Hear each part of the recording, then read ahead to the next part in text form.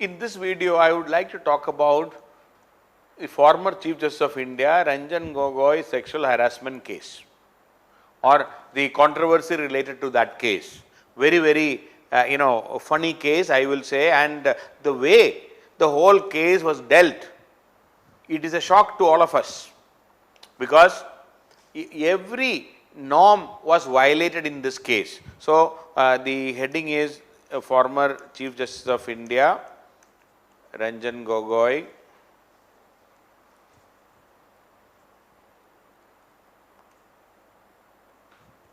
sexual harassment case related to the sexual harassment allegation against him. So, in fact, there is an allegation of sexual harassment against the Chief Justice of India at that time by a lady employee, a permanent employee of the Supreme Court.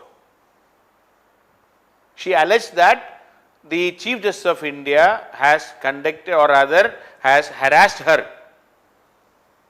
Sexual harassment case or allegation against the then Chief Justice, that was in 2000 and I think 17-18. So, a permanent employee of the Supreme Court was removed. How the whole thing started? That this permanent employee was removed from her post on a very flimsy allegation of her having taken a half-day leave, casual leave, and protesting against her seating arrangement and all. So, she was removed from the post. A permanent employee was removed from her post. Even her relative was dismissed from the same service soon after that. So, she was removed, her relative was also dismissed. Then she made allegations of sexual harassment against the Chief Justice, and then what happened was very bizarre and funny, let me put it this way. And a hearing, say Chief Justice of India called for a hearing of this sexual harassment allegation on a on a Saturday, because normally Saturdays are not working. Hearing on a Saturday, and without any petition, without any case being filed. See, she alleged that there is sexual harassment, but the Chief Justice of India, what he did is, an unusual hearing took place on a Saturday without any petition being moved. Without any petition, a hearing was initiated on a Saturday. The person holding the highest judicial office, that means the Chief Justice of India, he sat as a judge in his own case. That is the worst thing. CJI was part of the 3-member judges who sat on this particular allegation. So, see, we know natural justice, no one shall be a judge of his own cause. But Chief Justice of India, it is against the natural justice. CJI, an allegation is against the Chief Justice of India. Chief Justice himself sat in that case. 3 judges were there, he was one of those judges. And then these 3 judges attended that hearing, but the order that emerged after the end of the hearing, an order was issued, but it was signed only by the other 2 judges, not by the Chief Justice of India. So, the order which was issued after that hearing on that Saturday was signed only by 2 judges, not by the Chief Justice of India, and he refused to sign, or he abstained from signing it. When media asked this question, the Registrar General of the Supreme Court issued a public statement saying that the woman's complaint was false. The Registrar General declared that the complaint was false. Then a retired judge was appointed to examine the conspiracy allegation, and it was said that there is a conspiracy against the Chief Justice of India. A retired judge was appointed, but nothing was heard subsequently. The Attorney General at that time, he even advised the Chief Justice of India that there should be an external committee, and it is supported by even other judges like Justice D.Y. Chandrachud, a sitting judge of the Supreme Court at that time. He even supported that there should be, this allegation should be inquired by an external committee, but no such committee was constituted subsequently. Instead of following this advice, a committee of judges were set up by the Chief Justice himself to look into an allegation against the Chief Justice. So, these judges were selected by the Chief Justice to inquire against the Chief Justice.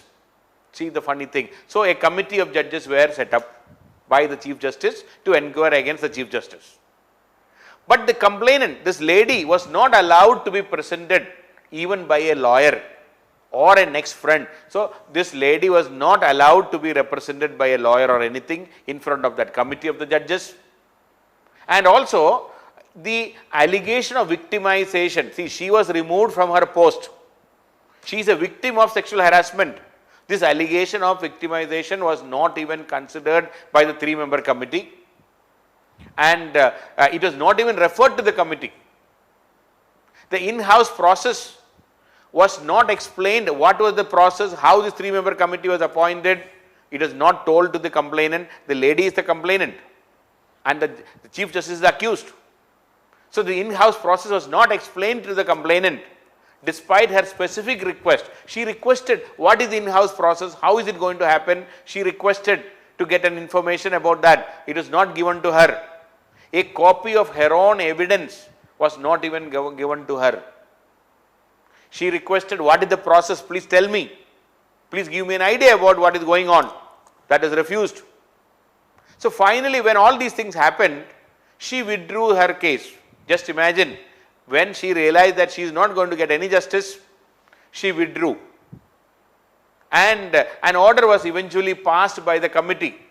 And this order was, the copy of the order was given only to the accused. That is, this copy of the order was given to the Chief Justice of India, and this order was not made available to the complainant. So, just imagine, what complainant is the lady. She is accusing that I am a victim of sexual harassment by Chief Justice of India. Chief Justice of India himself constituted a committee of his own. He picked his own judges to inquire into the case, and the committee, his order, final order was given to the Chief Justice, not to the complainant. The entire process was shrouded in secrecy in the name of the protection of judicial independence, and nothing is heard after that, and the matter is over. So, in fact, this same Supreme Court in 1990, the Vishaga guidelines are been given. None of the guidelines issued by the Supreme Court was followed in this particular case. Everything was secretly done. No right to the victim. Victim was not allowed to even present her case. He was not even allowed to represented by an advocate. Everything was kept fully under secrecy, and nothing was heard subsequently. And the Supreme Court, that committee, declared that the Chief Justice is innocent, nothing has gone wrong, and he did not do anything wrong.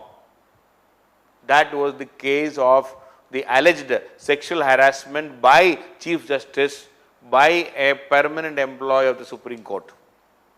And in this, definitely we can say the due process was not followed at all, and everything was done in a very, very secret manner, in a hush-hush manner, and justice was not done to the person, the victim, who was removed from the post, and he said she is victimized by the Chief Justice. Nothing was heard subsequently. So, that is how this allegation of sexual harassment against the then Chief Justice of India, Ranjan Gogoi, happened. So, that clearly shows that there should be some mechanism of inquiry against, if there is a misconduct, is a misbehavior by a judge, how to deal. It is not been done, or we do not have a proper mechanism right now. This is a good example, this Justice Gogoi case.